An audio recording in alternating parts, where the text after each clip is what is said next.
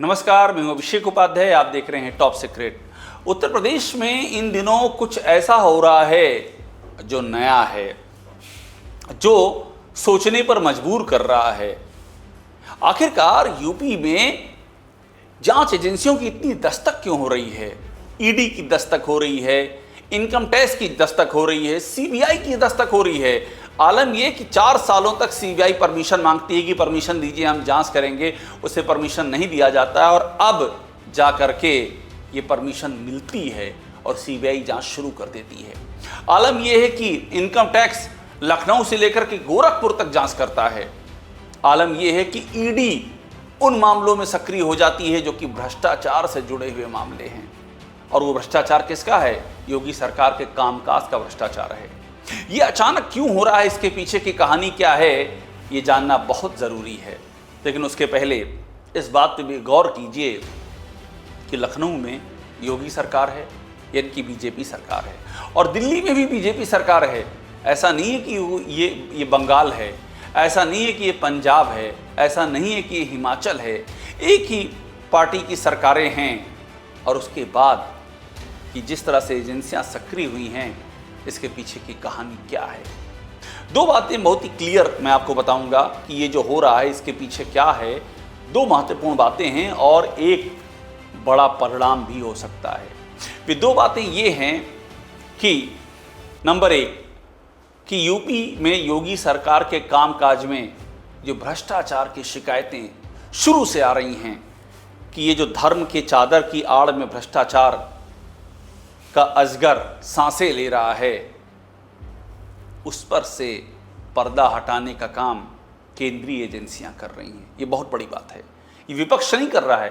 विपक्ष की तो आलम यह है कि यूपी में विपक्ष ट्विटर पर है, ये कहा जाता है। सड़क पर उसे उतरने की कोई ज़रूरत ही नहीं होती है, क्योंकि बीजेपी के अपने ही नेता हैं, वो विपक्ष का काम पूरा कर देते हैं।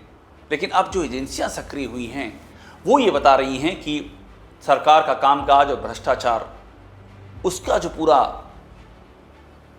एक श्रृंखला है उसकी, वो श्रृंखला कितनी विषम है और उस श्रृंखला का जो परिणाम है वो कितना घातक हो सकता है।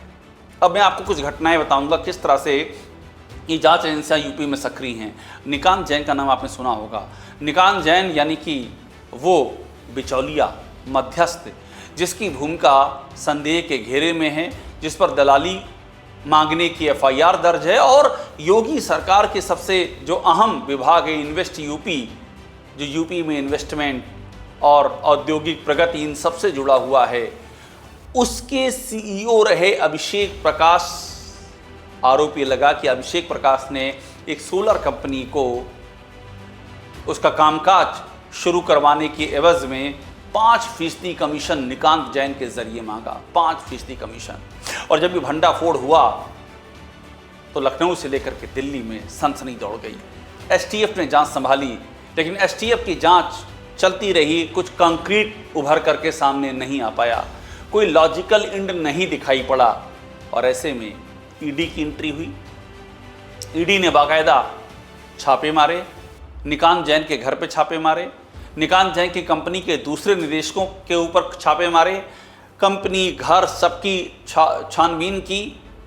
इसके पहले एक केस और हुआ था इंडियन बैंक का, जिसमें कि 4 करोड़ का लोन, जिसका आरोप है निकांत जैन पे कि 4 करोड़ का लोन के मामले में भी निकांत जैन ने घोटाला किया है, घपला किया है। उसकी भी जांच शुरू हो गई और एक पूरा का पूरा एक चक्रव्यूह बनता गया। और जिसमें यह बात भी सामने आई कि निकांत जैन के रिश्ते, सूत्र बताते हैं, अभिषेक प्रकाश ही नहीं और भी कई बड़े अधिकारी हैं यूपी के जिनकी कड़ी निकांत जैन हो सकता है। यानी कि ये ईडी का दायरा काफ़ी बड़ा होने जा रहा है। और इसका रिफ्लेक्शन कहाँ हो रहा है? योगी सरकार के अपने कामकाज पर हो रहा है। उनकी ही सरकार है, उनके ये अधिकारी हैं और उनके विश्वस्त अधिकारी, उनकी आंखों के तारे हैं ये सब, जहाँ ईडी जांच कर रही है।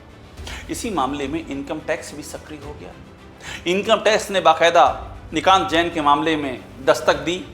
तमाम सारी जो फाइलें हैं, महत्वपूर्ण दस्तावेज हैं, आय व्यय का ब्यौरा है और पूरे दस्तावेज एसटीएफ से इनकम टैक्स ने मांग लिए कि लाइए, इधर लाइए, हम भी जांच करेंगे और देखेंगे कि ये मनी ट्रांजैक्शन, मनी ट्रेल, ये किस बात का इशारा करती है।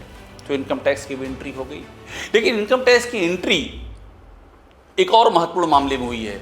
मैं जितनी बात कह रहा हूं उनको आप सुनिए और कनेक्ट कीजिए कि जहां पर बीजेपी की अपनी सरकार है, योगी आदित्यनाथ की अपनी सरकार है, वहां पर केंद्रीय एजेंसियां इतनी ज़्यादा सक्रिय क्यों हो गई हैं।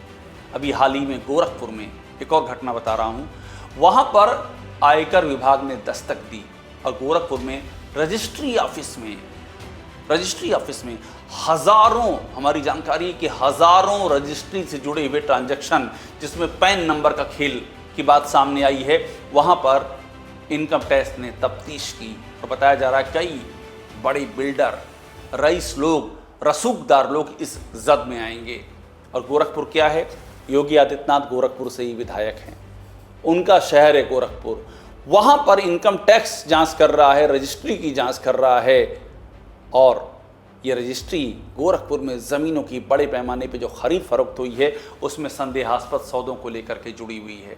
सवाल ये है कि क्या योगी आदित्यनाथ का अपना तंत्र, उसकी नज़र नहीं थी कि गोरखपुर में ये नाक के नीचे क्या चल रहा है, ये किस तरह से पैन कार्ड लगाए जा रहे हैं, ये खेल क्या हो रहा है, ये क्या रजिस्ट्रेशन विभाग, रजिस्ट्री विभाग और जो सरकार का अपना तंत्र है, सरकार की अपनी STF है, विजिलेंस है, क्या कर रहे थे, क्यों इनकम टैक्स को दखल देना पड़ गया। कहानी और आगे बढ़ती है।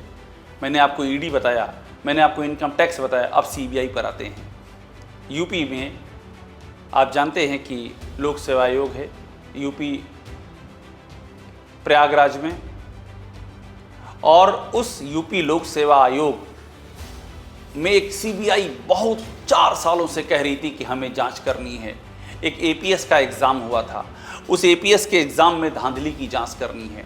CBI 4 सालों से कह रही थी कि हमको अनुमति दीजिए, लेकिन ये जो यूपी लोक सेवा आयोग है, जो कई गंभीर विवादों में घिरा हुआ है, जिसने इलाहाबाद हाईकोर्ट में जिसको मानना पड़ा कि परीक्षाओं में धांधली होती है, UPSC की अपनी यूपी लोक सेवा आयोग की बात कर रहा हूँ, जो परीक्षाएं वो आयोजित कर रहा, उसमें धांधली हो रही है, उसमें अदला बदली हो रही है, ये सब उसको मानना पड़ा। इलाहाबाद हाईकोर्ट में ऑन रिकॉर्ड माना है यूपी लोक सेवा आयोग ने। कितने पर्चे लीक हुए हैं, कितनी परीक्षाएं स्थगित हुई हैं, कितने आंदोलन हुए हैं, विवादों में घिरा हुआ ये आयोग है। और यही आयोग 4 सालों से CBI कह रहा था को परमिशन नहीं दे रहा था जांच पड़ताल करने की, 4 सालों से। और उसके बाद जब CBI के डायरेक्टर ने चिट्ठी लिखी और बहुत ही तल्ख शब्दों में पूछा और ये जानना चाहा कि ये परमिशन क्यों नहीं मिल रही है, ये बात पब्लिक डोमेन में आ गई, चर्चा में आ गई कि CBI पूछ रही है कि 4 सालों से परमिशन क्यों नहीं दे रहे हो। और अल्टीमेटली यूपी लोक सेवा आयोग को इलाहाबाद हाईकोर्ट में लिखित तौर पे बताना पड़ा कि हाँ, हम परमिशन दे रहे हैं, आप जांच शुरू कीजिए। सोचिए 4 साल लगे परमिशन देने में, लेकिन CBI एक्टिव हुई, इस मामले को टेकअप किया गया, चिट्ठियाँ लिखी गई, पब्लिक डोमेन में मामला आया और परमिशन देनी पड़ी। अब आप सोचिए कि यूपी में ये क्या हो रहा है और ये जो भ्रष्टाचार के छींटे हैं, ये कहाँ तक इनकी गूंज जारी है। ऐसे यूपी का सूचना विभाग है। हमारी जानकारी है कि सूचना विभाग में भी जो डेवलपमेंट्स हुए हैं उन पर भी जांच एजेंसियों की नज़र है। अरबों का विज्ञापन गया है, किसको गया है, कौन ठेकेदार हैं, जिनको मिल रहा है उनका ट्रैक रिकॉर्ड क्या है, जिनको मिल रहा है उनको जो प्रोसेस है टेंडर देने की वो क्या है, ये कट कमीशन का खेल क्या है, तमाम सारे सवाल उठे हुए हैं। ये सब बातें सामने आ रही हैं। और अभी हाल ही में मृत्युंजय कुमार को हटाया गया, जो योगी आदित्यनाथ के मीडिया एडवाइज़र थे, और हमने टॉप सीक्रेट पे खुलासा किया किस तरह से मृत्युंजय कुमार राशिद नसीम भगौड़ा, जो यूपी से 60,000 करोड़ का घोटाला करके भागा हुआ है, गाढ़ी कमाई लोगों की, उनके पैसे लेकर के, उनको झूठे ख्वाब दिखा करके घरों के दुबई में छुपा हुआ है, और जिसके खिलाफ रेड कॉर्नर नोटिस जारी है। Red corner notice. उस राशिद नसीम से करोड़ों रुपए ले लिए योगी आदित्यनाथ के जब मीडिया एडवाइज़र थे मृत्युंजय कुमार, उस दौर में ले लिए। उस दौर में कंपनी बनाई और अपने सरकारी पते को उस कंपनी में शो किया और ये करोड़ों रुपए ले लिए। हमने खुलासा किया, मामले पे शोर हुआ, वो मामला जांच एजेंसियों की निगाह में गया और मृत्युंजय कुमार सिंह को इस्तीफा देना पड़ा। ये है यूपी का आलम। और ऐसे में ये माना जा रहा है कि जो एजेंसियां एक्टिव हुई हैं इसके पीछे कोई तो वजह है, कुछ तो बड़ा होना है, ये ऐसे नहीं हो सकता है।